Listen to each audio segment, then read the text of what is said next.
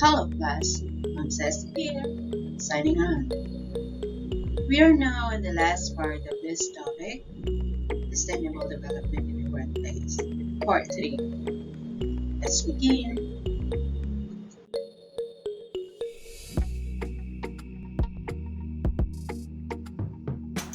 Resource Conservation Techniques. Natural resources are fundamental for human development and survival.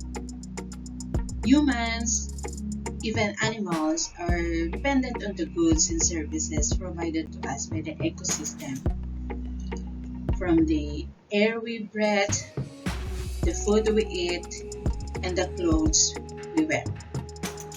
But with the unrelenting growth of the world's population and our inefficient ways of using our resources, we are now facing a crisis that will affect not only us but also the generations to come. Before you watch this video lecture, it is expected that you had watched the following video entitled Energy Conservation Techniques, Water Conservation Techniques, and Supplies, Materials, and Equipment Conservation Techniques. So you could understand further this discussion. So let's start with the workplace. A workplace commonly operates for around 8 to 10 hours a day, but not for the service-dominated industries such as call centers, hotels, retail, and food services, which usually operates on a 24/7 shift schedule. Think about how costly it is to keep all your lights and air conditioning unit running for a week. That is why more and more business now practice energy conservation techniques to not only cost but also to help lessen greenhouse emissions. About water conservation techniques, water is essential to all living creatures, human, animal, and plants.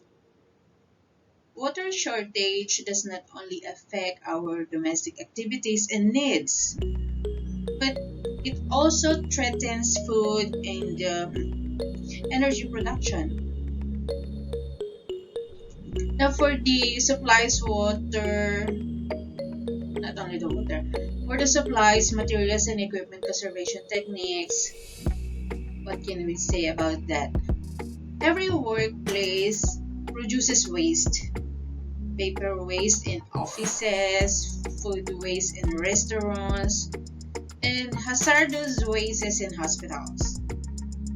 Somehow, the idea that the company shoulders the bill for all the supplies and materials has the tendency to make employees a lot more wasteful than they really are. That is why proper management and control of supplies and materials is crucial, not only for reducing cost, but also in minimizing waste.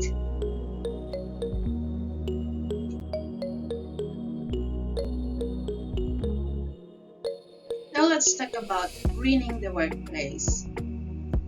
Greening is a concept, is the process of integrating or adapting environmentally sound practices to attain sustainable development.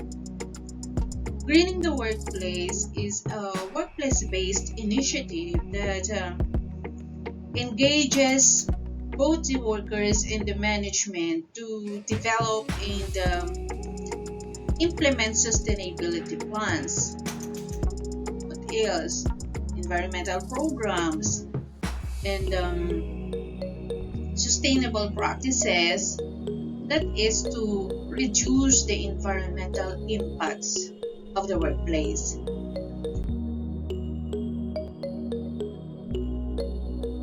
Then we have the so-called EMS or environmental management system.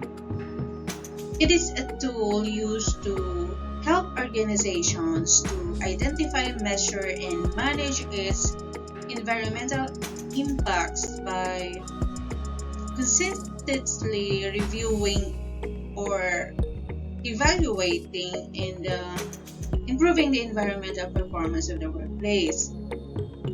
EMS motivates each and every workplace to continuously improve its environmental performance by repeating the system over and over again.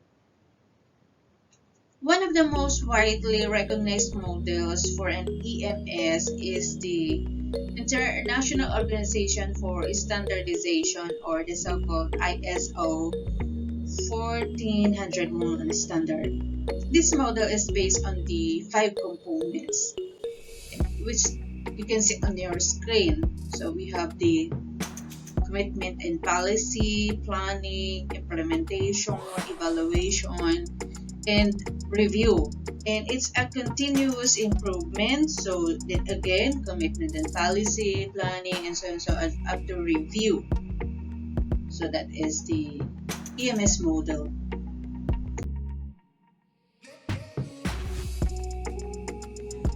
What is green behavior?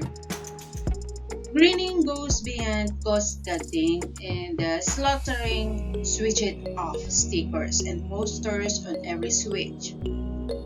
The cultural and ethical component of going green is as crucial as it holds the moral understanding on why and how people treat and appreciate natural resources and the environment. This means that both employers and employees must rethink the business as usual mindset to a more sustainable approach by the responsible use of resources to minimize and if possible avoid environmental degradation. Fostering green behavior at work is not an easy task. It involves tapping to the habitual and personal values of individuals to spur behavioral changes, helping employees realize and see how their decisions and habits are harming the environment and why is there a need for a change. Though it is difficult, it is not entirely impossible to change one's behavior. So here are some of the things you can consider in fostering green behavior at work. Look at your screen. This one symbolizes provide information on how to foster green behavior. One way to effectively provide clear and concrete examples of green behavior is through green practices. You can do this by labeling waste bins, placing switch off hours, and eco-sustainability training for employees. You've got to inspire employees to go green. Inspire co-employees through leading by example. Another way is to let participate in environmental awareness seminars and discussions. This is what we mean by the symbol. Better yet, let them organize the activities, shape the path, change the physical environment, and provide easy green options to make it easier for everyone to practice and foster green behavior. Raise awareness with information, education, and communication materials. Effectively raise awareness and foster green behavior in your workplace through education and promotional activity materials. Utilize the concept of green champion. One of the challenges faced by businesses is that the idea of sustainability still remains under to a large number of leaders. Having green champions or leaders will support and implement sustainable policies and practice can ensure the successful improvement of the environment impact of your establishment. Bear in mind that this is not one size fits all rule. No single solution solves all problems. One must learn from the successful environmental practices of other industries or workplaces, but remember that these practices of others may not fit or work in your workplace. So do not hesitate to seek clarifications and help from our sustainability experts.